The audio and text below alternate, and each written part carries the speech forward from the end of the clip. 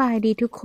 นมื้อนี้ข่อยสิพามาเฮ็ดทอดปอเปี๊ยะกินมื้อนี้นะส่วนผสมของข่อยหันมีกะหล่ำกะโหลดแล้วก็เห็ดหอมขาดบ่ได้หันแม่นเส้นร้อนเด้อและมื้อนี้ข่อยหันสิใส่ซีนไก่เนาะปกติข่อยหันใส่ซีนหมูมาเริ่มต้นเฮามาคั่วใส่ปอเปี๊ยะกันเลยทำอีกข่อยก็สิคั่วกระเทียมให้มันหอมก่อนหลังจากนั้นข่อยก็ใส่เห็ดหอมแล้วก็ใส่ไก่ลงไปแล้วเฮาก็คั่วไก่ให้มันจนสุกพู้นแหละหลังจากนั้นเฮาก็ค่อยตอนค่อยคั่วไก่นี่ข่อยก็สิซีอิ๊วขาวใส่แล้วก็พริกไทยใส่หลังจากค่อยคั่วไก่สุกแล้วค่อยก็สิมาเอากะหล่ำกะโหลดแล้วก็ร้อนหันลงไปคั่วนะแล้วตอนนี้ให้มันเครื่องปรุงค่อยก็สิปรุงน้ำมันหอยแล้วก็พริกไทยเพิ่มอีกแล้วก็ใส่เกลือเป็นนัวแนวละหน่อยค่อยจะบ่ได้ปรุงรสจัดเด้อพวกเจ้าเพราะว่าค่อยสิเฮ็ดรสจางไว้เพราะว่าเวลาเฮากินเฮาสิไปจ้ำน้ำแจ่วหั่นนะพวกเจ้าและอันนี้ค่อยก็คั่วใส่ปอเปี๊ยะแล้ว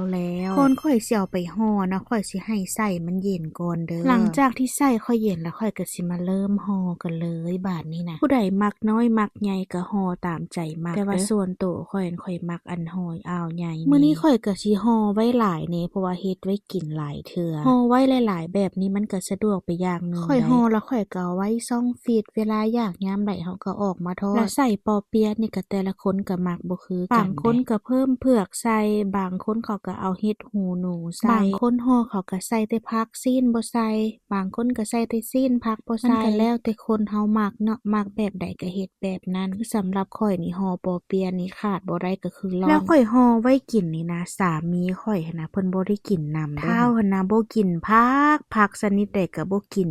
หอมเม็ดนึงก็บ่กินผักละบ่แล้วใด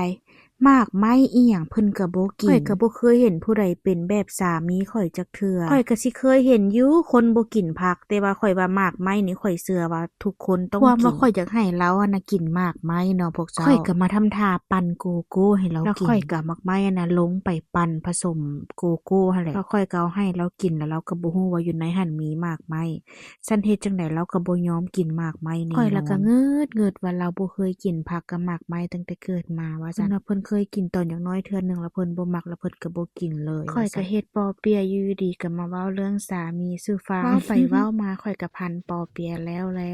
อันนี้ก็คือหน้าตาปอเปี๊ยะของข่อยก็สิเกี่ยมข้างน้ำมันแล้วก็เอาไปทอดบาดนี้ข่อยเห็นคิดว่าทอดปอเปี๊ยะน่ะบ่ต้องใส่น้ำมันหลายเนาะคันเฮาใส่น้ำมันหลายเวลาทอดแล้วข่อยรู้สึกว่าข่อยพลิกแล้วมันพลิกบ่ได้หั่นเทื่อหน้าข่อยสิทอดนะข่อยสิใส่น้ำมันน้อยเดียวแล้วบัดเวลาเฮาพลิกมันค่อยสิพลิกอันนี้ก็ข่อยเกี่ยมไว้ใส่ซองเฟ็ดไว้กินเทื่อหน้าก็สิได้กินอยู่ประมาณ 4-5 เทื่อนี่แหละข่อยทอดนะข่อยรู้สึกว่าข่อยเฮ็ดไฟแรงเกินไปแล้วมันเกือบไหม้เวลาพวกเจ้าทอดให้พวกเจ้าเฮ็ดไฟค่อยๆไว้นี่เด้อมื้อนี้เห็นข่อยสิกินกับน้ำจิ้มไก่เพราะว่าข่อยบ่ได้เฮ็ดน้ำแจ่วเฮ็ดออกมาก็รสชาติพอดีมาจ้ำน้ำแจ่วนะพวกเจ้าฟังแต่เสียงข่อยกินนี่ก็กรอบแซ่บขนาดเลยโอเคขอบใจทุกคนที่เบิ่งวิดีโอข่อยเด้อมื้อนี้ขอตัวไปก่อนเจอกันคลิปใหม่บ๊ายบาย love you